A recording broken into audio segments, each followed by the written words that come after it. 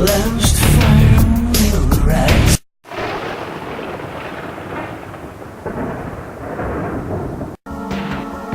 The last fire will rise behind those eyes.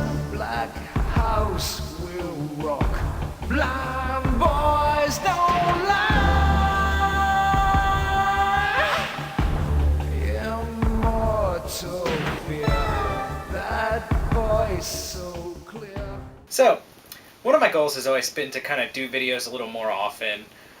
So what I thought I might do is start to do... Oh, sorry, I didn't mean to scare you, Jasper.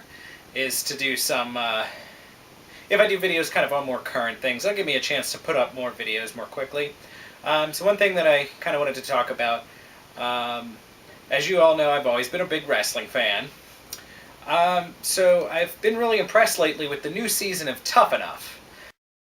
I was a big fan of the first few seasons, but I did find that, it kind of lost its way after that, and, they had a season of Tough Enough that was completely on Raw, that was kind of just a joke. It wasn't really what Tough Enough was supposed to be. So it hadn't been around for a while. Now they've actually brought it back with Stone Cold Steve Austin as the new host, and it's been really cool. I thought it's been really good. It's back to what Tough Enough is supposed to be. It's really cool because as a wrestling fan, I think just about every wrestling fan always dreams of the possibility of them becoming a wrestler someday. So it's kind of cool to see a bunch of very new wrestlers, very new people to the business get their chance and get to be trained and see how tough it is for them and see them kind of starting to learn it.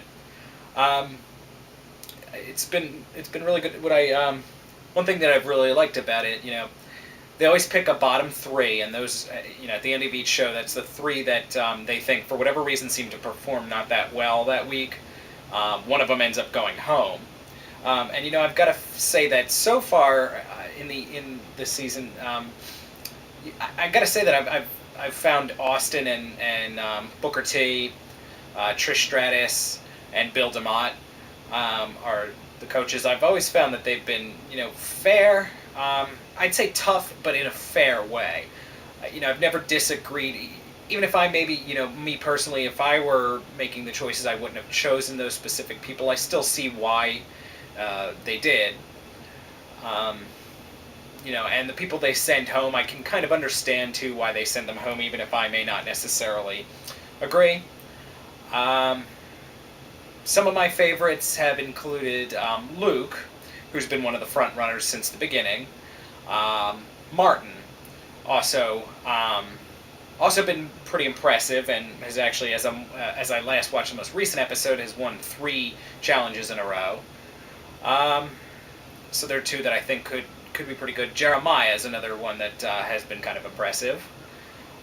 With the episode that I'm watching now, Luke, who's been one of the front runners, actually wound up being in the bottom 3, which was something new for him. And as I said, I kind of felt like he probably didn't belong in the bottom 3. But as I said, I can always understand why the judges, why Austin and his fellow trainers, why they pick who they pick. So I could kind of understand that they felt like, Luke was better than what he was presenting at the time, and he had kind of pulled back, and other people were pulling ahead of him. So I think it was, a time to kind of light a fire under his ass, so to speak, and try to see if they could get him to raise the level again. So anyway, overall, I've been very impressed with the show. It's really cool. I think Austin makes a great host. It's very, it's back to what Tough Enough is supposed to be, and I've really been enjoying it. And, another cool thing is that it's another case where you're not really sure who's going to end up winning it, and, I could see any of the 3 I mentioned pulling it out, or for that matter, it could very well be any one of them. You may never know. You may be surprised. So I'm really excited to see who's going to end up winning it.